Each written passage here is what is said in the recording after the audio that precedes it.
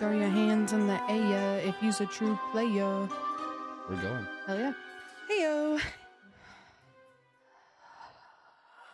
You know, you don't have to say hey every time. You say, hey guys, welcome back, or No. whatever. Okay. I am a creature of routine. Yes, ma'am. Heyo, and welcome to another episode of the Darkives. I'm Jamie talking to Leo. And I'm Leo listening to Jamie. And this week we are going to be getting into the burning of Washington, D.C. during the War of 1812. Cool. I must admit that I know the White House has burned down, and I know nothing outside of that. All right. So, yeah. Well, you ready? Real quick, before we get into the episode, I just wanted to bring something up and say a big thank you to all of our listeners. So on our Spotify, we actually got some pretty cool stats that I wanted to share. So since pretty much August, we started the last week of July, so we pretty much started in August, but in 4 months, we were able to have a better debut season on this podcast than 86% of other shows on Spotify. Oh. We received more shares than 94% of other shows on Spotify, which that is all you guys listening. Guys. Super appreciate you and helping spread it around. Love you guys. That is awesome. And we couldn't be more happy. And we are so excited for what next year has. I mean, this has been a great start, we feel like. And we love, you know, the community we're building here. And some of the interactions we have with some people are super fun. So, yeah, just wanted to say a big thank you for listening, supporting, sharing, and, you know, just being you. So thank you guys. Thank you. We appreciate everything that you do to help support us.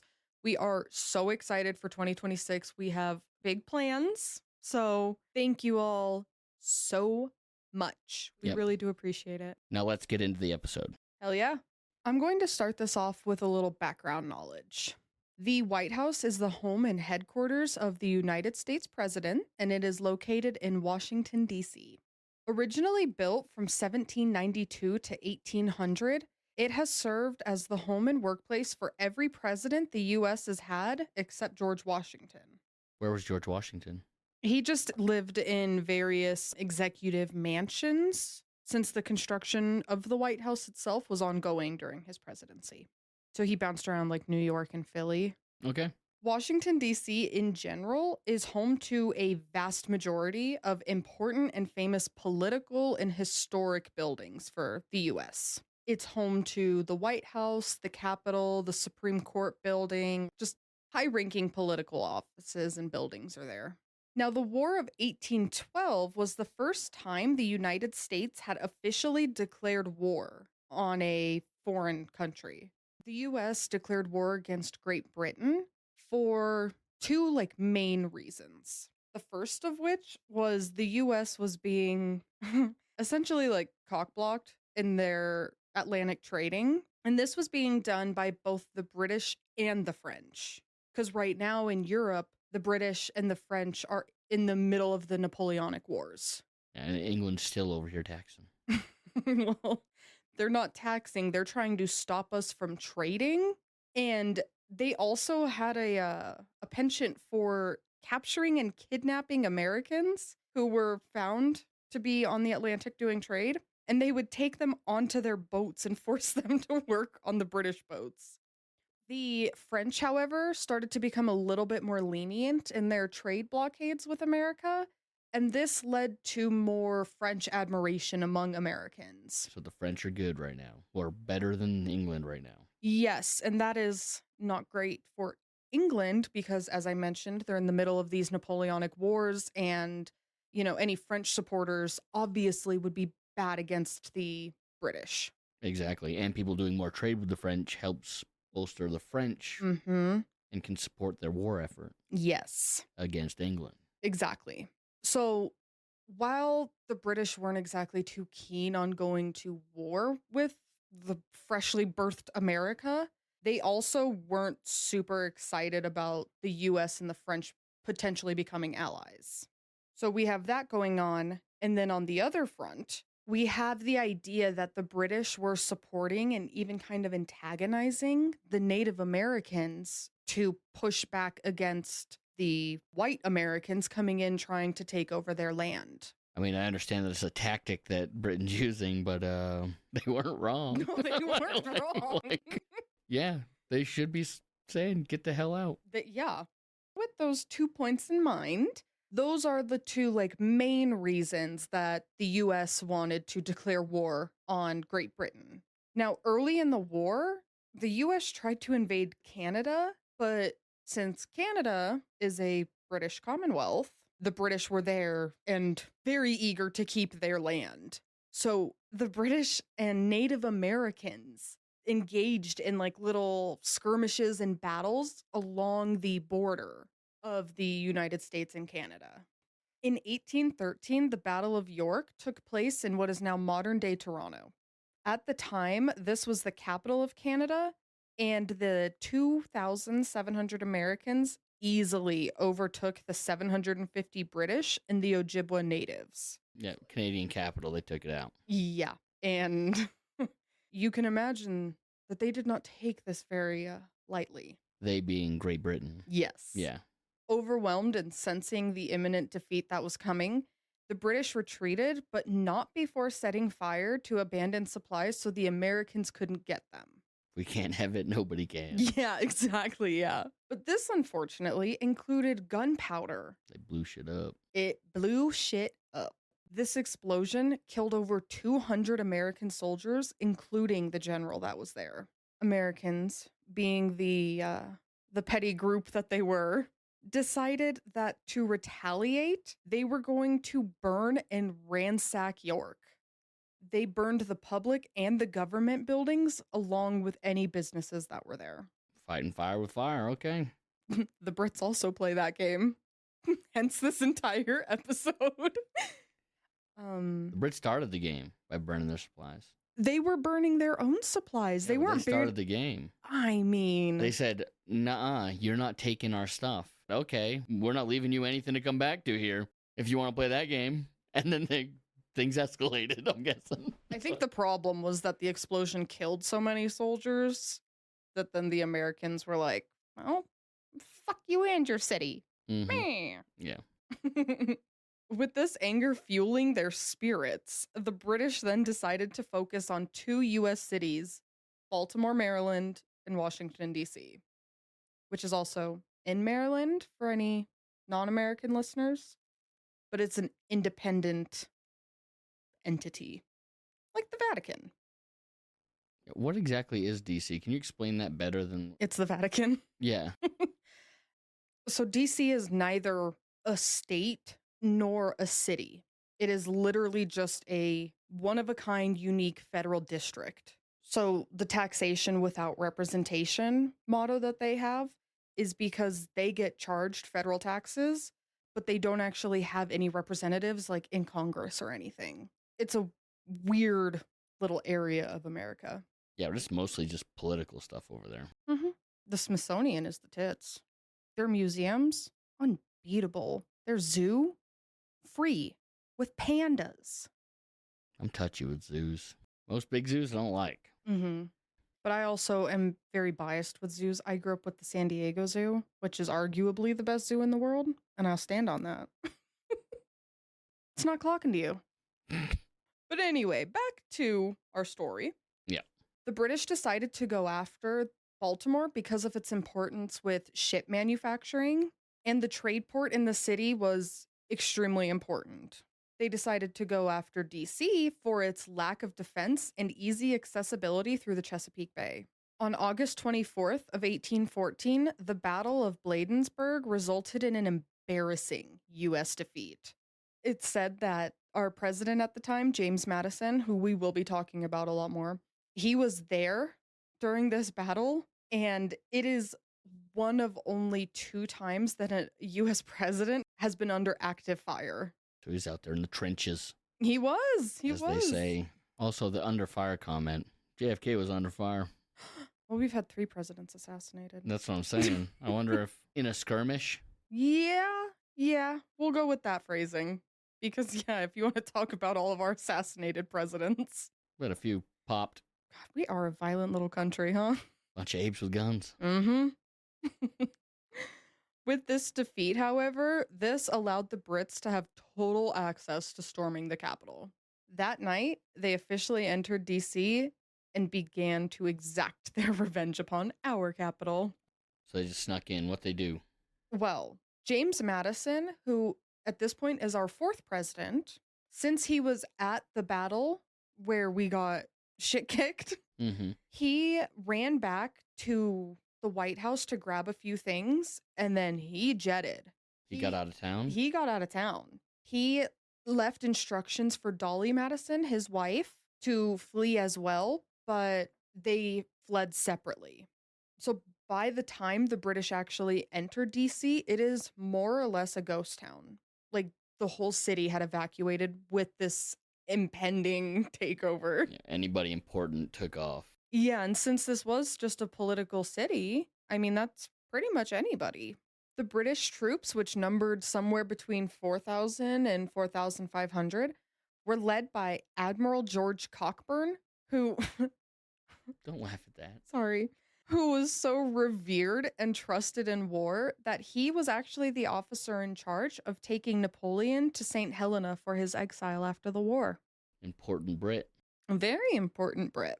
Once they were in the city, Cockburn ordered the men to burn the White House, the Capitol building, the Library of Congress, the Treasury, and other governmental buildings, but they were the big ones. Torch the town. Yeah, just demolish it. Okay.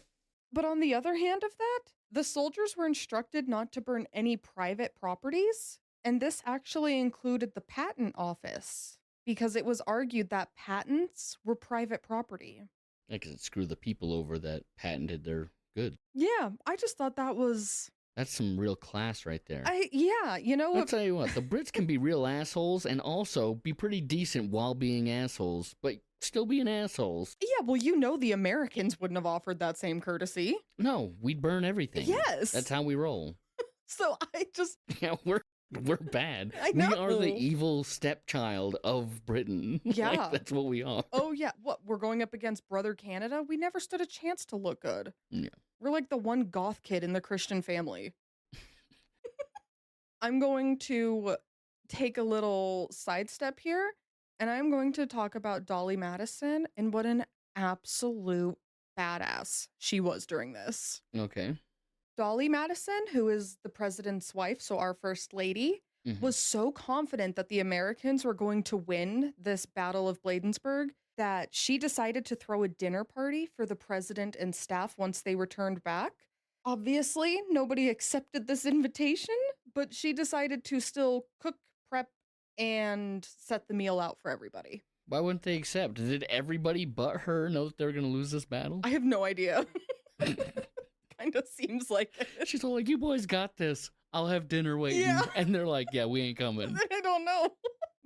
I think they'd at least accept just in case. Yeah. Turning down the first lady, that's a slap in the face. A little bit. She then went to the roof of the White House and scanned the horizon with her spyglass, looking for signs of victory or of her husband returning back to the White House. Once it became obvious that victory did not happen, she then told the White House servants that if she were a man, she would post a cannon in every window of the White House and fight till the bitter end. She's a very optimistic lady. Well, the fact that everybody, including her husband, is fleeing, and she's like, fuck that, I'd put a cannon in every window and blast them. It's easy to say you'll take a bullet for somebody until there's a gun in front of you. Am I going to get proven wrong? No, she's not going to be held at gunpoint. Is she going to start shooting cannons at people? No, I wish. Yeah, This story would just be about her if that's what happened. So this is a big, I would do this, and not back it up at all. Well, I'll tell you what, she was one of the last to leave the White House. She did try to stick it out. She's also quoted as saying, quote, I have always been an advocate for fighting back when assailed. So, she feels assailed. Give this woman a cannon in the window and she's gonna blast the Brits. She just didn't have the right supplies. That's the problem. Put some fucking pants on, lady, and kick some ass. She would have. I know she would have. If there was at least one cannon in the White House, she would have shit-kicked them. She would have single-handedly taken this down. I'm just saying. I'm over here in my world going, hey, I've yet to see the badass. I've seen a lot of talk. Okay, okay. Just imagine a guy being like, oh, if I was there, I would have done this. Yeah, I'd tell him to shut up. Yeah. So that's like in my head, I'm all like, yeah, her words might be badass, but her actions aren't backing it up. Well, Put some pants on and kick some ass.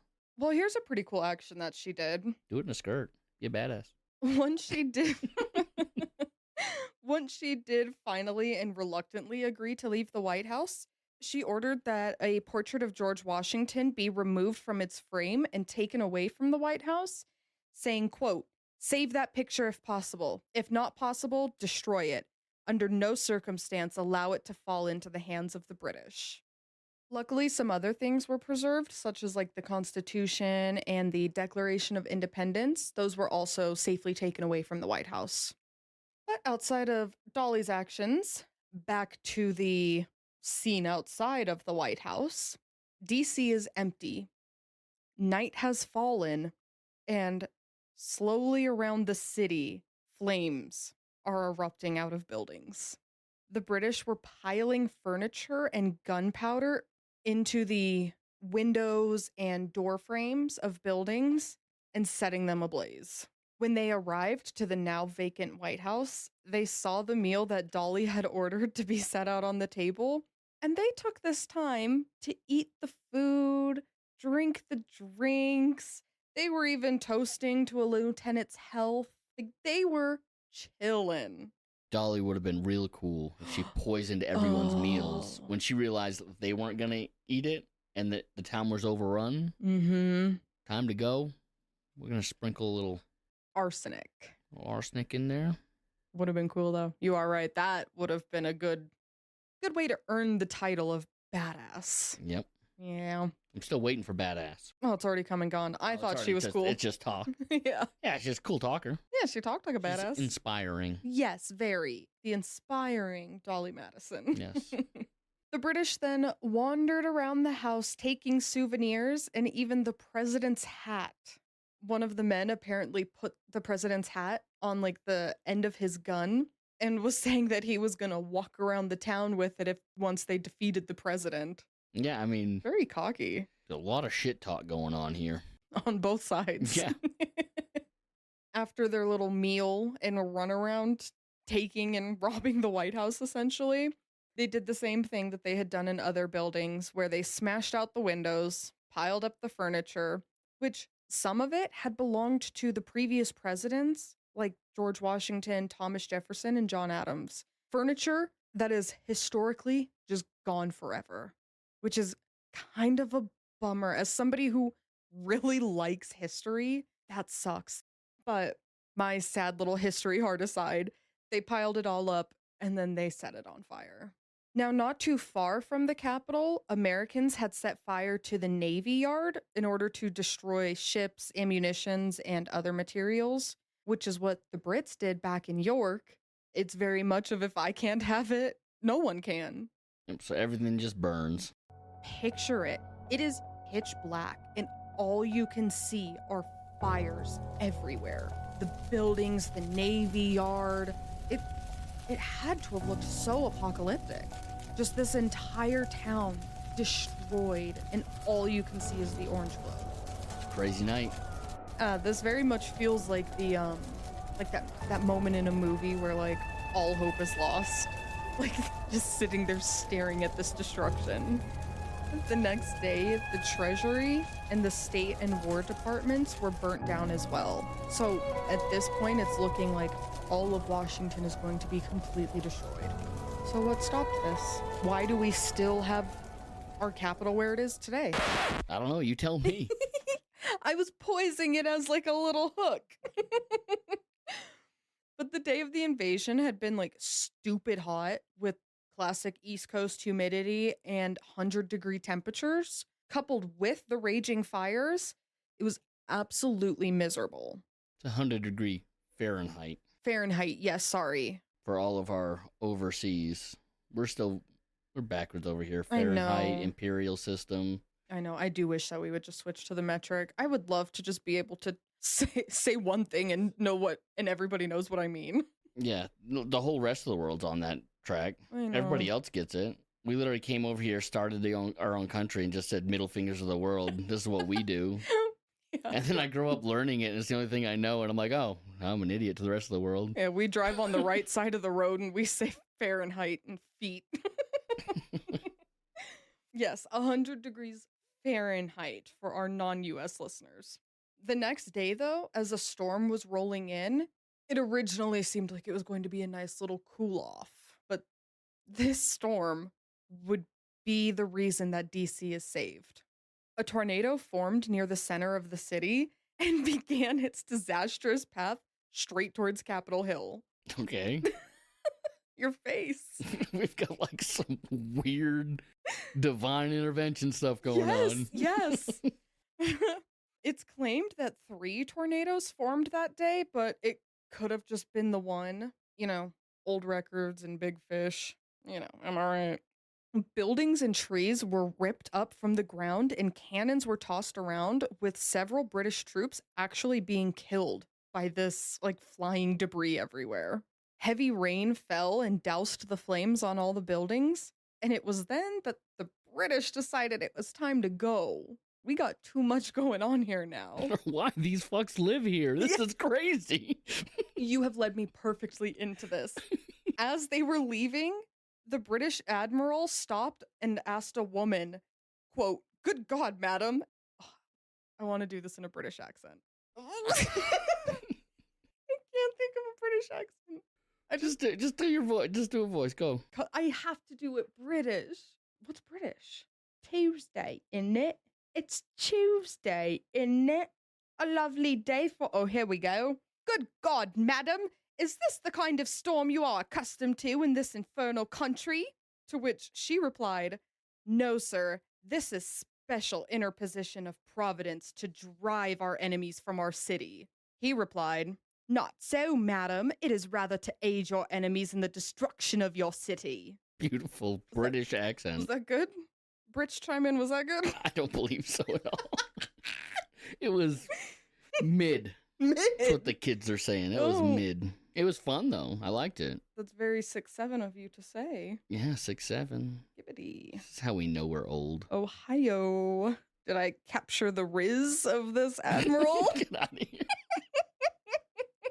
Riz is old now, right? I don't know. I can't keep up with the slang of the Riz him youth. up anymore? I don't know. But anyway, yes, the British were like, "What the fuck are you guys doing living in this madness?" This is America. Yeah. That's what. But since this event, only 7 tornadoes have been reported in the city to this day. So from 1814 to 2025, only 7 other tornadoes have touched down in DC. So it is kind of a little freak event. Yeah, rare event for sure. Yeah. And it came... Weird that it happened in that specific moment. Yes, yeah. I do kind of like his little snarky comeback to her, because it could be seen as either way. You know, either this was divine intervention of get the Brits out of our town, or to the British, they're like, "Well, your own God fucking hates this city and is going to destroy it then." Yeah, I guess pick whose side you think the weather's on. Yeah. But I just think it sounds like it's probably, because we still have DC today, a stroke of luck. Yes. That the British decided to hightail it out of the weather situation. Mm-hmm. Well, President Madison came back to DC on the 27th, and this is kind of where it's time to decide, what are we going to do? Are we going to try and rebuild this town, or are we just going to pack it up and go start our capital somewhere else? Obviously, they decided to just rebuild Washington, D.C., as that is still our capital to this day. Thomas Jefferson very graciously donated his book collection to the Library of Congress to help rebuild it. The White House was rebuilt and operational just 3 years later in 1817, and the Capitol building followed 2 years after. Getting back on track. Yeah. But unfortunately for the British, the sacking of DC didn't really demoralize Americans. It actually rallied them. Bolstered. It very much so did. After the British left DC, they went to Baltimore, which was the other city that they had their sights set on. When the British arrived in Baltimore just 2 weeks after the burning of Washington, they were met with a heavily guarded and very well defended city. During this battle, a Baltimore lawyer named Francis Scott Key was being held on a British warship and watched this battle from there. Now, does the name Francis Scott Key sound at all familiar to you? Yes, it does. Okay. Well, while on this warship, he wrote a poem called The Defense of Fort McHenry, or as we know it today, the Star Spangled Banner. That's where I know the name. Yes, it is. Just some little afternotes here. One of the things that the British took when they were raiding the White House was James Madison's small medicine chest. Just picture like a wooden chest with like little pull-out drawers, a flip-top lid. I'll post a picture of it on the Instagram, but Okay. it ended up with a man named Thomas Keynes. And in 1939, President Franklin Delano Roosevelt met with Keynes's grandson, and the chest was given back to FDR. Well, that was nice of him. Yes. FDR is actually quoted as saying, "How time mellows our perspective of events." It's very true. Very true, yeah. Just a few generations removed, and here's here's this thing that my grandparents stole. You want that back? It's pretty cool. The Roosevelt Library lent the chest to the White House, and it has been on display there since 1961. So it's back where it started. The famous portrait of George Washington that Dolly had ordered to be taken down, Mm-hmm. it is the only item currently on display that was there when the White House originally opened in 1800. That's pretty cool. Yeah. Now, when they were trying to take this portrait down, they couldn't just remove it from the wall.